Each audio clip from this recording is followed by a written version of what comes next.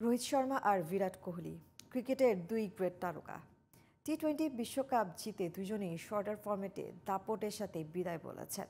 তবে পাশার দান পাল্টে গেছে বছর ঘুরতেই। বাজে ফর্মের কারণে দুজনেরই টেস্ট খেলা ছেড়ে দেওয়া উচিত, সমালোচকদের কঠিন তোপের মুখে পড়েছেন তারা। রোহিত কোহলি কেন আছেন চাপের মুখে, সেই উত্তর খুঁজছেন তাই বনন্ত। ১৭৭ আর ১১১ জোড়া সেঞ্চুরিতে অভিষেক হয়েছিল রোহিত শর্মার। টেস্ট ক্রিকেটে এমন শুরু হয় কালজয়ীদেরই। বিরাটের দিকে দৃষ্টি ফেরানো যাক। সাদামাটা শুরুর কোহলি তেমন একটা সম্ভাবনার আশা নিয়ে আসেননি। শুরু করেছিলেন ৪ আর ১৫ রানের দুটো ইনিংস দিয়ে। তবে দুটো থেকে ১০টা ইনিংসের পথটা পাড়ি দিতেই বোঝা গেল এই প্লেয়ার অন্য ধাতুতে গড়া।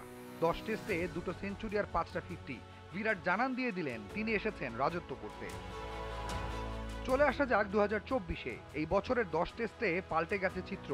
কোহলির পালকে যুক্ত হয়েছে মাত্র একটি করে সেঞ্চুরি আর হাফ সেঞ্চুরি। সিডনি টেস্টে হারের মাঝে করেছেন মাত্র ১৭ আর ৬ রান। সুসময় ফেলে এসেছেন পেছনে। কোনো বছর ৭৫-এর বেশি গড়ে রান তুলেছেন, কোনো কোনো বছর রান ছুঁয়ে গেছে ১২০০-১৩০০-র ঘর। বছরে ৪-৫টা টেস্ট সেঞ্চুরি পাওয়া ছিল রুটিন। আমাদের গল্পে রোহিত একটা বড় চরিত্র।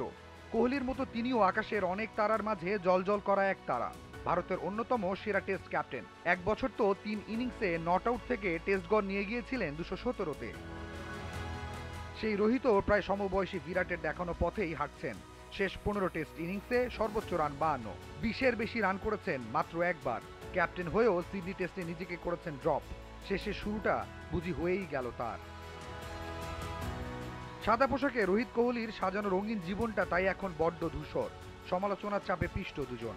ক্রিকেটের গ্রেট হওয়ার পরেও ৩৭ ও ৩৬ বছরের রোহিত কোহলির খেলা ছাড়ার সময় এসেছে কিনা সে নিয়ে নিন্দুকেরা কথা বলেই চলেছে। এমন দুঃসময়ে ইন্ডিয়া কোচ গৌতম গম্ভীর দুজনের পাশেই আছেন। আমি কোনো খেলোয়াড়ের ভবিষ্যৎ নিয়ে বলতে পারি না, এটা আসলে তাদের ওপর নির্ভর করে। আমি যেটা বলতে পারি তাদের মধ্যে এখনো ক্ষুধাটা আছে, এখনো খেলাটির প্রতি তাদের ভালোবাসা আছে। সব শুরুরই শেষ আছে, আবার সব শেষের শুরুও আছে। বিরাট রোহিতই ভালো জানেন কখন তাদের শেষের শুরু হবে। তাই বনন্ত, জিটিভি নিউজ।